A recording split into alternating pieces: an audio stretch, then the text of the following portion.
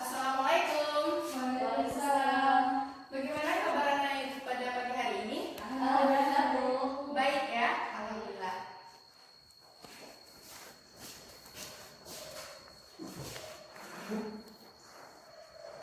Baiklah anak semuanya, sebelum kita memulai pembelajaran, kepada ketua kelas mohon dipimpin doanya terlebih dahulu. Duduk siap. Berdoa. Bismillahirrahmanirrahim. Baik, ada yang tidak hadir pada pagi hari ini? Hadir semua, Bu. Hadir semua ya, alhamdulillahirrahmanirrahim.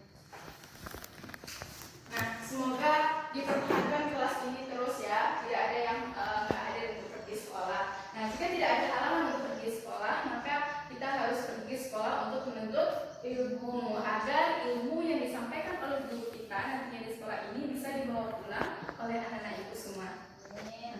Nah, baiklah anak-anak semuanya, sebelum kita memulai pembelajaran pada pagi hari ini yang tidak berkaitan dengan Al-Quran hadis, mohon disebutkan terlebih dahulu ya. Ya. Ya. Nanti kalau ketahuan oleh ibu nanti akan ibu beri hukuman. Ya. Baik, sebelum kita memulai pembelajaran, adakah dari anak ibu yang masih ingat materi minggu lalu? Ada, Bu. Ya, coba Nisa, apa materi minggu lalu? Ilmu mewaris. Ya, apa itu ilmu waris Nisa? Ilmu yang membagi tentang harta warisan. Ya, bagus ya Nisa, jadi Nisa masih ingat. Jadi materi kita minggu lalu tidak apa? Ilmu waris. Ya, ilmu waris. Jadi ilmu waris itu adalah ilmu yang mempelajari tentang harta-harta warisan. Nah,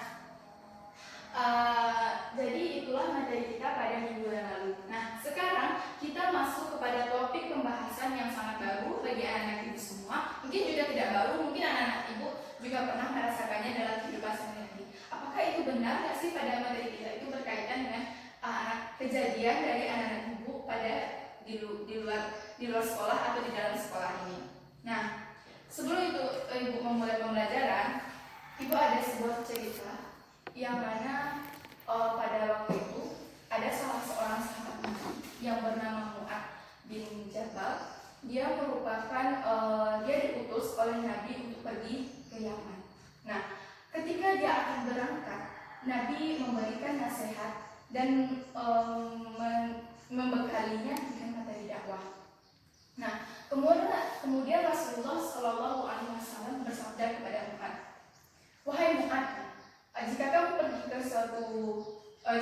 ingin pergi ke suatu negeri tersebut atau golongan ahli kitab tersebut, yaitu adalah negeri Yaman, maka kamu harus mengetahui bagaimana orangnya, daerahnya, kemudian bentuk sosiologi dan psikologi dari orang tersebut." Nah, kemudian di satu sisi lain, Ali bin Abi Thalib juga diutus oleh Nabi untuk berangkat ke suatu daerah. Nah, kemudian Ali bertanya kepada Nabi, "Apakah kita memerangi orang tersebut agar dia masuk Islam?" Kemudian Nabi menjawab, "Bukan, dengan pelan-pelan Ali, bukan berbentuk peperangan." Kemudian cara kita mengajak orang tersebut yaitu adalah dengan mengajaknya untuk berbuat kebaikan sehingga orang tersebut mendapatkan hidayah. Kemudian jika kita memberikan hidayah kepada orang tersebut sehingga Allah lipatkan gandakannya, yaitu orang tersebut lebih baik daripada dia mendapatkan kenikmatan yang lebih baik. Nah, jadi dari cerita ini tadi ada yang dapat mengetahui apa pembelajaran kita? Ya, ada yang tahu anak-anak semua? Ini ketahuan yang nggak baca buku jalan semua. Apa Nisa? Amar ma'ruf nahi munkar. Ya, bagus. Jadi sekarang kita belajar tentang amar ma'ruf nahi munkar. Apa anak-anak ibu semua? Amar ma'ruf nahi munkar. Ma'ruf nahi munkar.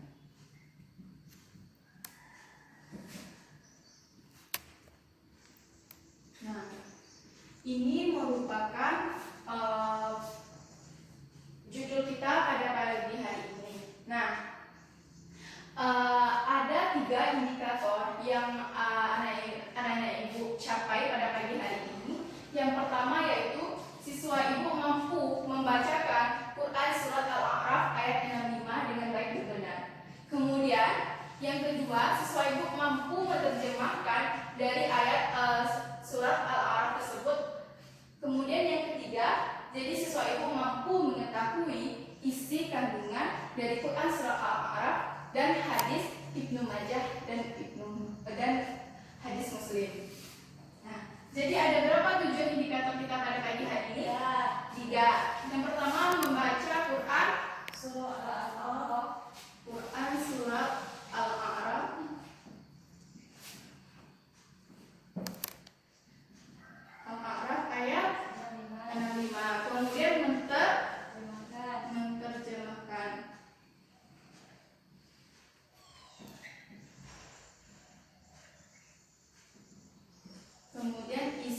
kandungannya.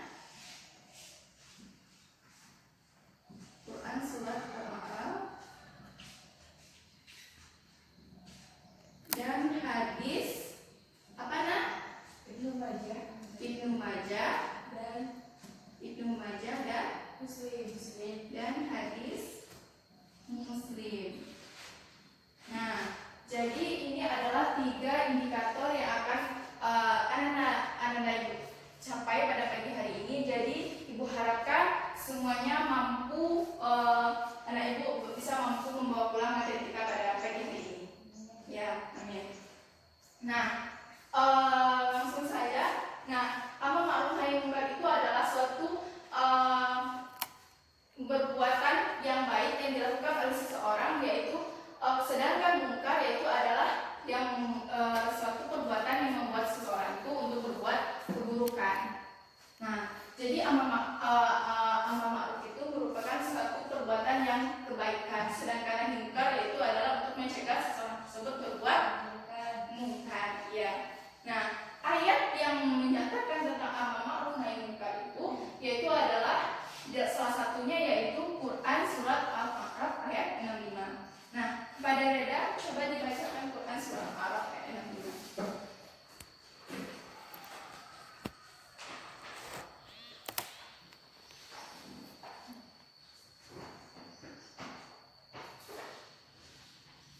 A'udzu billahi minasy syaithanir rajim. Bismillahirrahmanirrahim. Qala al-mala'u allazina kafaru min qaumihi. Ayat 65 Reda. Itu ayat 66. Ya. 65 ya yang di atas. Wa idza 'adin akhahum huda qala ya qaumi a'budullaha ma lakum min ilahin ghairuh afala tattaqun. Shadaqallahul azim. Masya Allah, luar biasa ya bacaan Reda, sering-sering ngaji di rumah ya. Nah, coba Nisa, ibu pengen mendengar bacaan Nisa. A'udzu billahi minasy syaithanir rajim. Bismillahirrahmanirrahim. Wa ila 'adin akhahum huda qala ya qaumi i'budullaha ma lakum min ilahin ghairuh afala tattaqun. Shadaqallahu azim. Masya Allah, luar biasa ya anak ibu semua. Setelah semuanya telah lancar membaca Al-Quran, telah mengetahui panjang pendek dari bacaan ayat Al-Quran tersebut. Nah, sering-sering kita membacakan ayat Al-Quran tersebut, apalagi di bulan Ramadan ini, akan dilipat gandakan pahalanya oleh Allah Subhanahu wa Ta'ala. Saudara mereka ia berkata, hai kaumku, sembahlah Allah, sekali-kali tidak ada Tuhan bagimu selain darinya. Maka mengapa kamu tidak bertakwa kepadanya? Ya, bagus. Terima kasih ya, Reda. Nah, jadi apa isi kandungannya dari surah Al-A'raf ayat 5 tersebut? Nisa, ada yang mengetahui? Tidak. Nah, jadi isi kandungan dari Quran surah Al-A'raf tadi yaitu tentang dakwah, bagaimana bentuk dakwah dari Nabi Nuh, dari Nabi Hud kepada kaumnya, yaitu kaum Ad. Nah, ketika Nabi Nuh telah wafat, digantikan oleh Nabi Hud untuk melanjutkan ajaran tauhid yang telah disampaikan oleh Nabi Nuh kepada kaum Ad. Nah, apa kata Nabi Hud kepada kaum Ad? Wahai kaumku, sembahlah Allah sekali-kali, bahwa tidak ada yang berhak disembah selain Allah. Nah, jadi di situ bagaimana bentuk perintah oleh Allah untuk menyembah kepada Allah. Jadi seseorang tersebut harus disuruh untuk berbuat kebaikan. Ya, betul, kebaikan. Jadi itulah isi kandungan dari surat Al-A'raf ayat 65. Itu bentuk amar ma'ruf yang dilakukan oleh Nabi Hud kepada kaumnya untuk menyembah Allah. Nah, jadi tidak boleh untuk menyekutukan Allah. Jika seorang itu menyekutukan Allah, itu termasuk syirik. Nah, syirik itu merupakan dosa yang dosa terbesar. Nah, dosa terbesar itu maka letaknya yaitu adalah di api neraka. Iya, bagus anak-anak suku semua. Nah, sampai di sini paham yang berkaitan dengan Quran surah Al-A'raf ayat 65. Mulai dari terjemahannya, dari pembacanya sampai isi kandungannya sudah paham anak-anak semuanya? Paham. Nah, baiklah anak-anak semuanya. Selanjutnya kita lanjut kepada isi kandungan dari hadis Ibnu Majah dan hadis Muslim. Nah, di sini ibu akan membagi anak-anak menjadi dua kelompok. Yang kelompok satu membahas tentang hadis Ibnu Majah bersama teman-temannya, diskusikan isi kandungannya. Kemudian kelompok dua bahas dengan teman-temannya yaitu tentang hadis Muslim. Nah, baik, sekarang ibu beri waktu kepada anda semua 1 menit untuk mendiskusikan dengan temannya. Baik, kepada anda disilakan.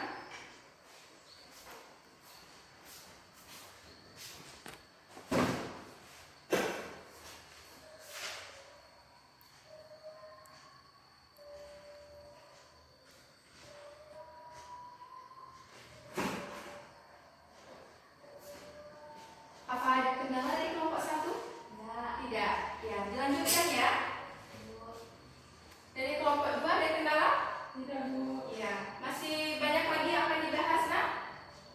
Tidak, Bu. Udah selesai? Udah. Nah, baik. Sekarang anak-anak ibu semua kembali perhatikan ibu. Nah, sebelum kita lanjut kepada hadis isi kandungan dari hadis Ibnu Majah dan Muslim. Nah, anak-anak ibu semua kok pada loyo sih? Pada belum makan?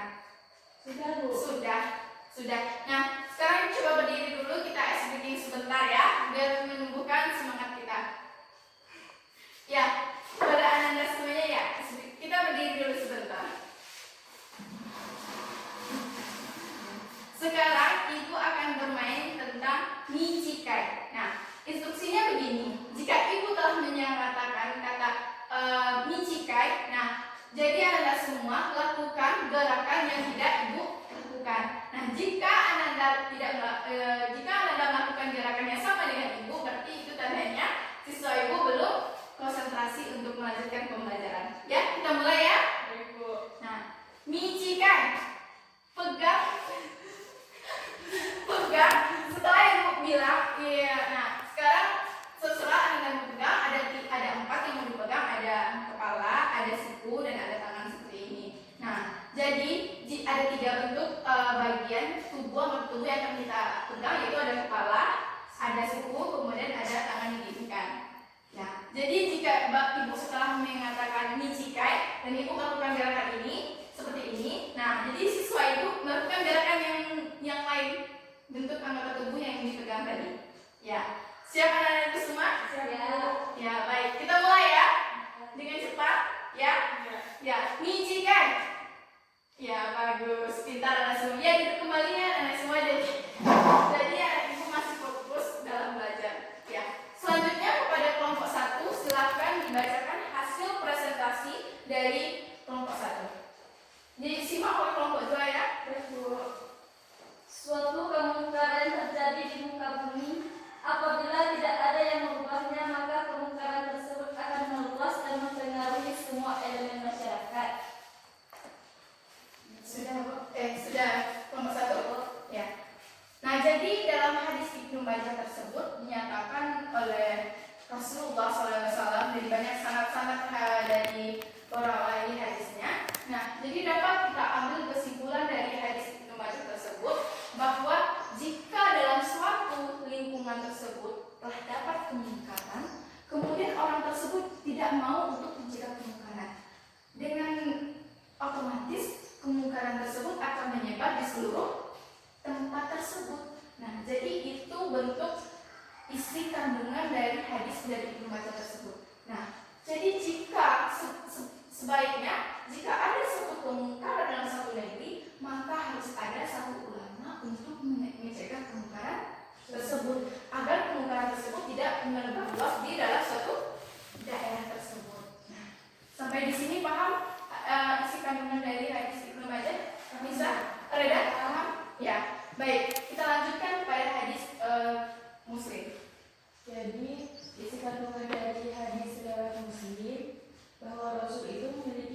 metode dakwah. Yang pertama dengan tangan, kedua dengan lisan, yang ketiga dengan hati. Ya, bagus sekali ya kelompok dua. Nah, hadis Muslim tersebut menceritakan bagaimana bentuk perjuangan dari dakwah ketika Nabi. Amar ma'ruf nahi munkar ini merupakan bentuk dakwah yang dilakukan oleh Nabi. Berkaitan dengan surat Al-A'raf tadi, bahwa Nabi Hud tersebut menyampaikan dakwah kepada kaum Ad. Itu yang merupakan bentuk menegakkan amar ma'ruf dan mencegah untuk kemungkaran. Nah, di situ ada di dalam hadis Muslim tersebut ada 3 metode yang dilakukan oleh seseorang ketika seseorang itu melakukan dakwah. Dakwah yang paling sulit itu adalah dakwah dalam keluarga. Nah, bagaimana tidak sulit dalam keluarga kita menyampaikan dakwah? Ya, kalau takut kita menyampaikan suatu kebenaran pada orang tua kita, takut orang tua kita bilang, anaknya masih kecil loh, kok udah menggurui. Pasti itu merupakan sesuatu yang berat tantangan bagi kita ketika kita telah mengetahui satu ilmu, kemudian kita sampaikan, kemudian orang tersebut belum menerimanya. Jadi itu merupakan satu tantangan yang sangat berat bagi kita jadi seorang pendaki atau seorang pendakwah. Ya, bagus. Nah, jadi ada 3 tadi bentuk metode dakwah dari seorang nabi. Yang pertama yaitu dengan tangan, yang kedua dengan lisan, yang ketiga dengan hati. Ya, bagus, pintar anak-anak itu semua ya. Baik, Ibu akan menjelaskan secara rinci sedikit tentang bagaimana bentuk metode dakwah dengan tangan. Di sini artinya sama dengan bentuk dengan kekuasaan. Ini terjadi dalam bentuk suatu pemerintahan. Nah, contohnya saja di dalam kelas ini, ada Nisa sebagai ketua kelas. Jadi di sini ada piket setiap harinya? Ada kan? Jadi untuk menyuruh seseorang itu untuk berbuat kebaikan, jika pahala kita menyapu dalam kelas ini, jika kita ikhlas karena Allah, maka Allah akan mengganjarkan pahala bagi kita. Nah, jadi contohnya Nisa ketua kelas di sini, ada temannya yang tidak mau piket, maka dengan tegasnya Nisa mengatakan, teman, tolong piket ya, karena ini kelas kita, agar kita nyaman untuk belajar di kelas. Nah, jadi itu bentuk ketegakan kebaikan yang Nisa lakukan agar teman-temannya untuk melakukan piket. Nah, nanti ada juga yang bilang, ada piket do bu, ada piket do, jadi maleh kan. Jadi itu tidak boleh ya anak semua. Jadi jika kewajiban telah datang kepada kita, maka harus kita laksanakan. Nah, contoh lain yang bentuk metode yang dilakukan oleh kekuasaan. Ada yang tahu? Ada yang tahu anak semua? Tidak? Nah, ya contohnya saja di dalam sekolah ini ada ketua OSIS palingan ya. Ada. Nah, ada satu sekolah memprogramkan anak tersebut melaksanakan sholat duha dan sholat berjamaah. Nah, itu kan ada program dari sekolah. Kemudian dikeluarkan lagi kebijakan oleh ketua OSIS. Nah, jika anak dari siswa tersebut tidak melaksanakan sholat tersebut, maka diberikan iqab kepada siswa yang melakukannya, yaitu atau hukuman yang akan diberikan kepada siswanya. Nah, jadi itu bentuk mencegah kemungkaran dengan kekuasaan, yaitu dengan menanamkan kebaikan kepada orang. Ya. Sampai di sini paham Anda semuanya? Nah, yang kedua hadis yaitu tentang mencegah kemungkaran dengan lisan. Nah, ada yang tahu bagaimana cara bentuk mengubah kemungkaran dengan lisan? Tidak, Bu. Tidak. Ya, jadi bentuk mengubah kemungkaran dengan lisan itu yaitu menyampaikan atau menasihati seseorang. Nah, contohnya seseorang itu berbuat mencuri. Contohnya di kelas ini ada yang mencuri? Tidak. Tidak. Mudah-mudahan ya tidak ada yang mencurinya. Itu merupakan suatu perbuatan yang sangat tercela ya ibu semua. Nah, jika ibu contohkan seorang dari teman Anda semua mencuri, contohnya ada teman Rida mencuri, teman sebangku Rida gitu kan. Nah, kemudian setelah pulang sekolah, Rida nasihati teman Rida tersebut, nggak boleh mencuri itu dosa. Nah, kemudian Rida nasihati, kemudian dia berubah untuk selalu berbuat kebaikan. Nah, itu merupakan suatu bentuk mencegah kemungkaran dengan lisan. Selalu menasihati dia, memberi dia hal-hal yang positif bahwa mencuri tersebut tidak bolehkan. Nah, sampai di sini paham Anda semuanya? Paham, Bu. Nah, yang ketiga yaitu bentuk mencegah kemungkaran dengan Hati. hati. Nah, bagaimana juga bentuk mencegah kemungkaran dengan hati kira-kira? Ada yang tahu Anda? Tidak, Bu. Tidak, ini tidak diskusi ya tadi kan tidak tahu ya. Tidak diskusi tadi Nisa? Diskusi, Bu. Iya, diskusi ya, tapi nggak ada yang teknikal ya. Nah, jadi itu lebih fokus lagi dalam diskusinya tersebut ya. Baik, Bu. Ya, dan dengan hati, mencegah kemungkaran dengan hati. Jika kita tidak mampu untuk mencegah kemungkaran itu dengan tangan atau dengan kekuasaan kita maupun dengan lisan kita, kemudian kita berdoa kepada Allah dengan hati kita, ya Allah, semoga jangan kita untuk terjerumus ke dalam kemungkaran tersebut. Nah, jadi kita menasehati dan merenungi jika terjadi kemaksiatan dalam suatu daerah, dan hanya kita di lingkungan itu jika ditinggal di suatu daerah, kemudian di suatu daerah itu hanya melakukan kemaksiatan dan hanya kita yang tidak ingin. Jadi kita tidak punya kekuasaan, juga tidak bisa menasihati orang tersebut, maka kita bermohon kepada Allah agar kita tidak terjerumus ke dalam hal tersebut, ke dalam hal maksiat tersebut. Nah, sampai di sini paham Anda semuanya? Paham, Bu. Ada yang ingin ditanyakan? Tidak, Bu. Tidak. Nah, sekarang Ibu minta keluarkan kertas 1 lembar untuk kita Ibu laksanakan kuis pada pagi hari ini ya. Nah, soal yang pertama, tuliskan 3 cara atau langkah metode yang dilakukan oleh Nabi. Apa ini bisa dihapus terlebih dahulu Anda semuanya? Bisa, Bu. Bisa?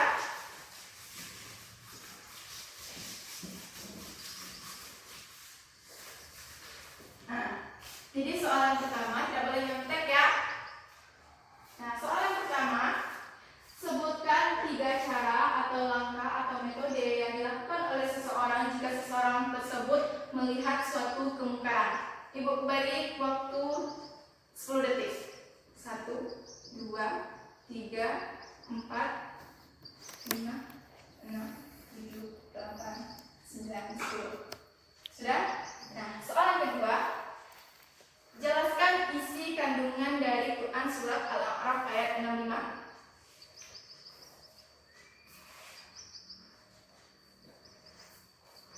Sudah selesai Anda semuanya? Sudah Nisa? Sudah, Bu. Reda sudah?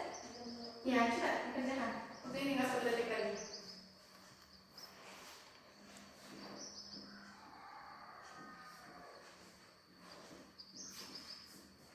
Oke, baik. Semuanya ada. Angkat tangan ya. Kertasnya tidak boleh ada yang tulis lagi. Ya, mohon dikumpulkan.